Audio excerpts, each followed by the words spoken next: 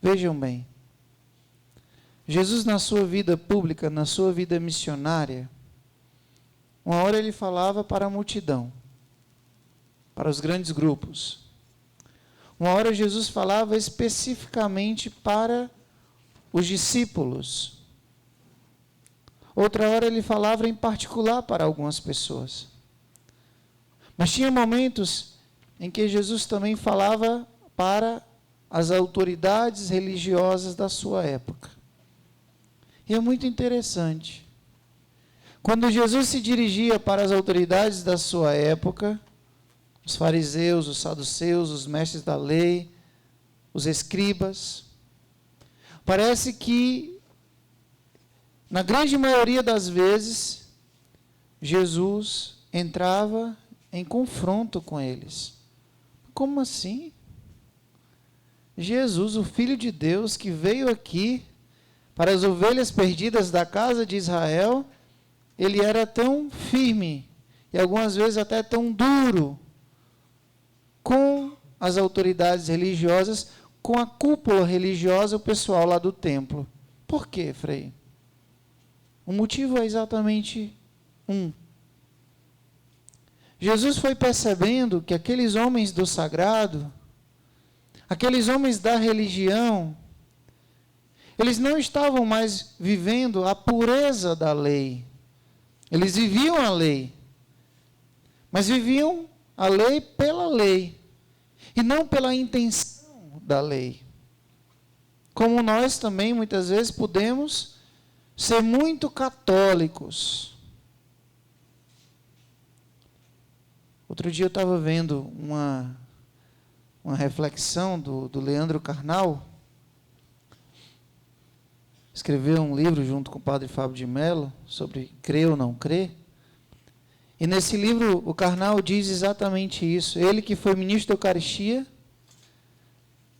ele que cantava e tocava na igreja, ele que foi criado dentro de uma tradição católica, até estudante jesuíta foi. Depois de uma Semana Santa de práticas religiosas, ele simplesmente se declarou ateu. E se diz ainda hoje, um grande historiador, uma pessoa admirável, gosto de escutá-lo. E ele diz, eu consegui ser um bom católico, só não consegui ser um bom cristão. É uma distância que existe entre espiritualidade e religião. É a mesma coisa, Frei? Não, não é. Eu posso muito bem viver uma religião sem espiritualidade. E posso muito bem viver uma espiritualidade sem religião. Quando se juntam as duas, maravilhoso. Mas Jesus percebeu exatamente isso. Eles eram homens religiosos, mas que já não viviam mais uma espiritualidade. E o que é isso? Eles já não viviam uma religião de dentro para fora, mas de fora para dentro. Faziam jejum, sim, mas para mostrar que estavam jejuando e as pessoas começarem a terem eles por piedosos. Olha, nossa, ele está fazendo jejum. Faziam caridade? Não. Faziam autopropaganda. Davam a oferta para o pobre aplaudir a ele. Faziam orações? Sim, para serem vistos e aplaudidos. Por isso que Jesus chama esse povo de hipócritas. Eu não sei se vocês sabem, mas a palavra hipócrita vem das artes cênicas, dos gregos. A palavra hipocrisia, etimologicamente, quer dizer o quê? Aquilo que foi colocado na luz do sol. Alguma coisa resiste à luz do sol? Pode ter uma flechazinha aqui. Se bater o sol entra. Aquilo que foi posto sobre a luz do sol. Mas aí essa palavra hipocrisia veio para o teatro grego. Naquela época, os artistas gregos, eles usavam máscaras. Usavam máscaras. E os melhores atores, vamos dizer assim, os globais de hoje, eram chamados de hipócritas. Naquela época não era uma ofensa, era um elogio. Sabia? Por quê? Porque eles encarnavam tão bem um personagem que as pessoas já não conseguiam nem distinguir quem era quem. Eles encarnavam com tanta vida. Tem alguns atores, né, que às vezes eles conseguem fazer um papel tão bem, que quando eles saem, por exemplo, teve uma menina que fez um papel que ela batia nos seus pais, nos seus avós, vocês lembram? Quem assiste aí novela, né? Diz que ela ensinou tão bem que ela saía na rua, as pessoas queriam bater nela. Por quê? Porque ela encarnou o personagem. E ela fazia aquilo com tanta verdade, né? Ela usava aquela máscara com tanta verdade de atriz, um personagem, que as pessoas já não sabiam quem era quem. Aí o que acontecia? Os hipócritas eram os melhores atores que existiam naquela Grécia antiga. Aí o que aconteceu? Com o passar do tempo, as pessoas que tinham duas caras, como a gente usa aqui no Ceará, as pessoas falsas, elas começaram a ser chamadas de hipócritas. Dizem uma coisa e fazem outra. Aqui se mostra ser uma pessoa, aqui ela se mostra ser outra pessoa. Aí, ao longo do tempo, essa palavra começou a ganhar uma conotação negativa. E hoje, se alguém te chama de hipócrita, está querendo dizer o quê? Que você é falso, que você tem duas caras. E Jesus, não só uma vez, mas muitas vezes, ele chamou os fariseus de hipócritas. Porque eles se mostravam ser muito religiosos.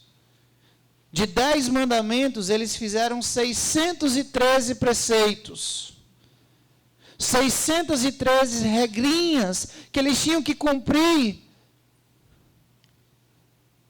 Nem para lá e nem para cá, é isso mesmo. Mas, muitas vezes, apenas para satisfazer o próprio ego e chamar a atenção das pessoas para eles e não para Deus.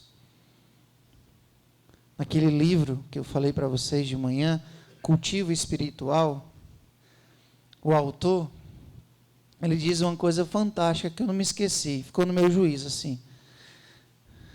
Ele diz assim: para algumas pessoas, o que falta de amor sobra de rigidez. Para algumas pessoas, o que falta de caridade, de compaixão, de misericórdia, sobra na rigidez. E pior, não são pessoas que não têm fé. São pessoas que muitas vezes estão nos grupos, nas pastorais, nos movimentos. São essas pessoas que estão perseguindo o Papa Francisco, fazendo um montim para criticar o nosso Papa, dizendo que ele é muito relaxado, que ele é bom demais, com a desculpa de estarem sendo religiosos.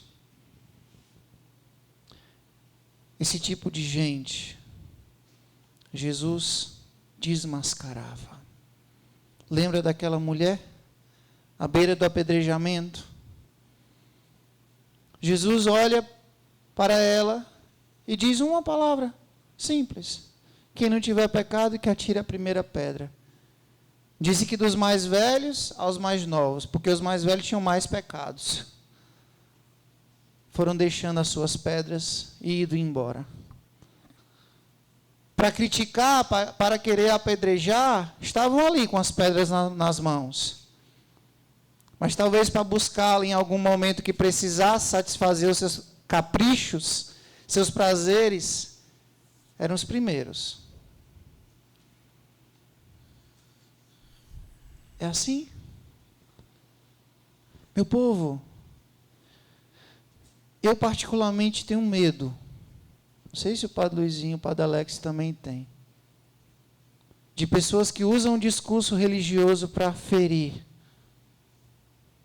Para matar, às vezes, até a dignidade de alguém. Essa história do pode e não pode, vai e não vai. Fica selecionando quem deve, quem não deve, quem pode e quem não pode entrar no céu. Isso aí cabe a Deus. Por quê, Frei?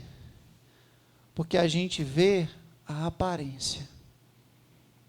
E Deus vê o coração. E o que é que o Evangelho de hoje diz para a gente? Jesus avalia o quê? O tanto de cruz que você carrega no pescoço? O tanto de blusa religiosa que você tem? É o seu coração. É o que vem de dentro.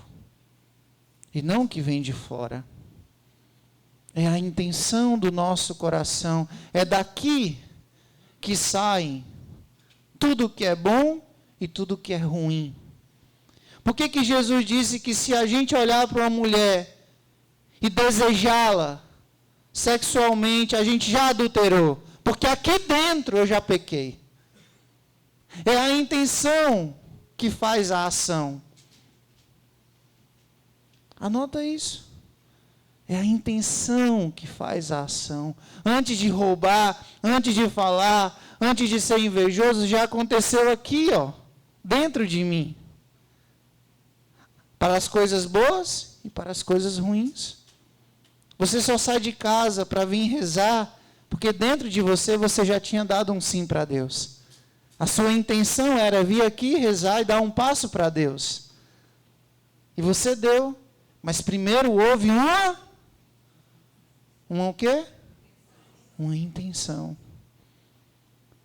Santa Bernadette Sabiru, a vidente de Lourdes, ela tem uma frase que eu amo demais. Ela dizia: antes de qualquer ação, purifique a intenção. Eu vou me aproximar do Padre Alex, que o Padre Alex é da Canção Nova. Aí o Padre Alex vai falar lá com o pessoal da Canção Nova para me levar para pregar lá. Aí?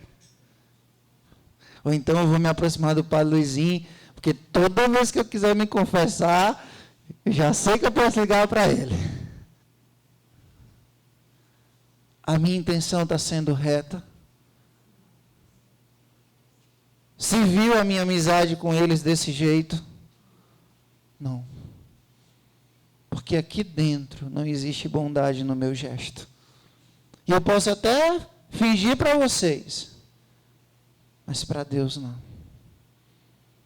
Por que eu estou indo mesmo dar comida aos pobres lá na praça? Porque eu amo os pobres? Ou porque eu quero que as pessoas me vejam na foto dando comida aos pobres? Por que eu vou pregar mesmo? Por que eu vou para a televisão? Que eu quero ser famoso?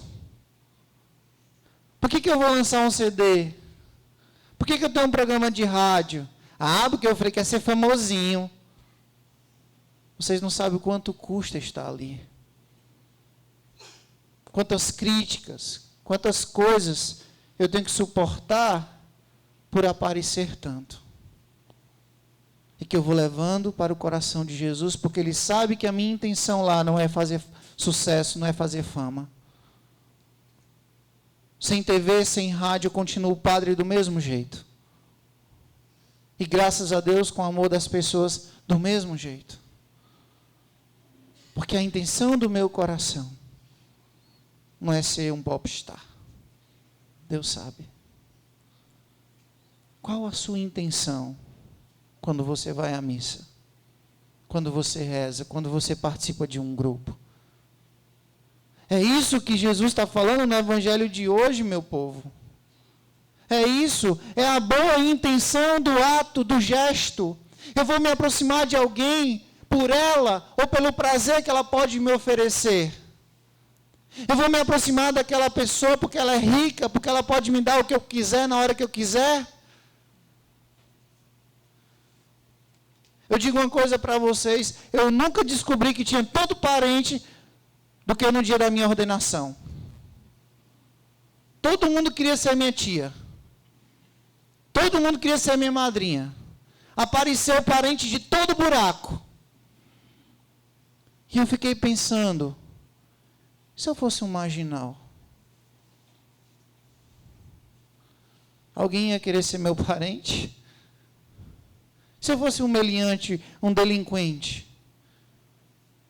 Alguém ia querer ser meu parente, por acaso? Aí você vai começando a purificar as intenções. Quando alguém liga para você, ela liga porque ele ama ou porque precisa de você?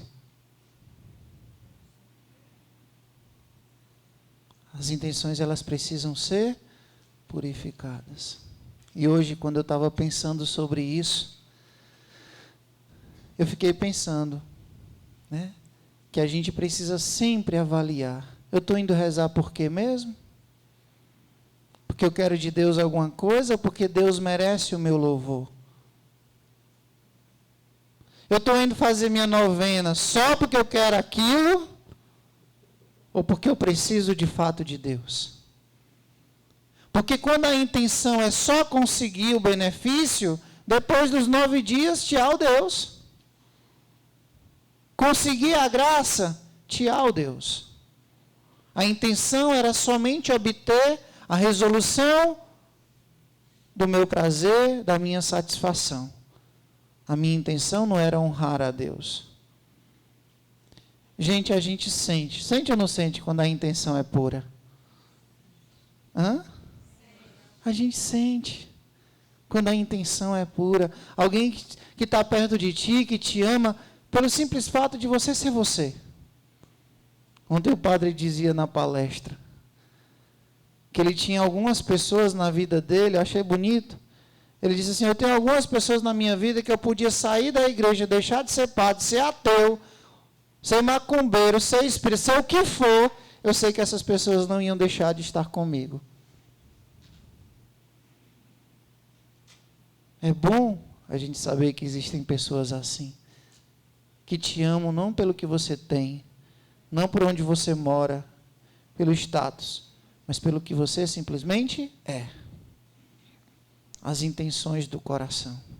Tem gente que se aproxima, não é só com uma não, é 30 intenções, segundas intenções, quarta, quinta, sexta. É uma para cada dia da semana. Purifique as intenções, porque é daqui, ó. É daqui do coração. Jesus disse que sai tudo que é bom e tudo que é ruim. Outro dia, eu estava rezando, me lembrei de uma historinha. Talvez até você já conheça, mas vou contar de novo. Dizia que tinha uma senhorinha bem pobrezinha mesmo. Estava passando um perrengue, uma dificuldade, problema, né, financeiro. Morava na favela e aí ela estava escutando o rádio. E aí ela ligou para o rádio. Né, ligou lá para a rádio e no programa ela disse assim, ô meu senhor, eu sou de tal lugar, meu nome é fulana de tal, dona Maria, eu sou do bairro aqui, eu estou passando fome, eu estou precisando muito de comida, eu estou necessitado aqui, me ajude, alguém aí que está me escutando, me ajude. Eu sou uma pessoa muito temente a Deus, eu rezo muito, peço muito a Deus, e eu tenho certeza que Deus vai conseguir o que eu estou precisando. Aí o dono da rádio, né? Disse, olha, depois a senhora vai ficar aí, na linha, a senhora vai deixar o seu telefone, e aí a gente vai passar aqui no ar, e quem quiser ajudar, a dona Maria, do bairro tal, não sei o quê, coisa de locutor, né? Aí disse que um grande executivo ia no carro e escutou. Só que ele era ateu. Completamente indiferente à religião, não gostava de saber nada. ao contrário, perseguia a igreja, perseguia os cristãos, e escutou aquela senhorinha falar com tanta simplicidade. Ele disse assim: eu quero agora, vou fazer uma coisa aqui com ela para ver se ela ainda vai acreditar nesse Deus aí. Aí ele pegou, chamou, né, os empregados dele: vem cá, ali no supermercado, enche essa pampa aqui de coisa. Tudo, comida, material de limpeza, tudo. Pode lotar, pago tudo. Depois você vai nesse endereço aqui, ó, Dona Maria, que mora no bairro tal, na rua tal. Você vai chegar lá e vai dizer que alguém mandou para ela. Mas tem uma coisa. Quando ela perguntar quem mandou, você vai dizer que foi o Satanás. Pode dizer. Você vai dizer que quem mandou para ela foi o Satanás. Doutor, é isso mesmo? É, diga desse jeito. Aí diz que quando o carro parou na frente da casa dela, ela saiu, buzinou. Essa é a Dona Maria? É. Dona Maria, isso aqui é passeando. Vixe, Maria. Louvado seja Deus, Nossa Senhora, meu Pai de Seis, São Francisco de Assis, São Miguel Arcanjo. Menina, ela foi lá dar a alegria, se ajoelhou, agradeceu, foi aquele negócio todo, uma festa, uma alegria medonha. Aí eu sei que ela: menina, vem cá, pega aqui. E aí começaram a botar as coisas para dentro, e ela naquela alegria, naquela satisfação. Aí o homem pergunta assim: mas, Dona Maria, a senhora não vai nem perguntar quem deu para a senhora? Aí disse assim: ô senhor, me perdoe, é porque eu sou muito católica, sabe? Eu aprendi, o padre disse na igreja um dia, porque eu não sei ler, né? Eu ouvi ele dizendo que quando a gente faz caridade, não tem que dizer. Mas se o senhor quiser dizer para eu rezar um texto para essa pessoa, pode dizer. Não, quem mandou tudo isso aqui para a senhora foi o Satanás. Ela olhou assim, parou e disse assim: quando Deus manda, até ele obedece.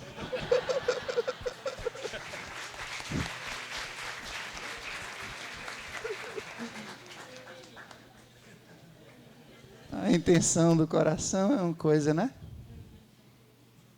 A intenção do coração daquela mulher, uma intenção pura. Enquanto existia muita maldade no coração daquele homem, de destruir a fé dela, né? Ela tinha a clara intenção de continuar acreditando, apesar das circunstâncias.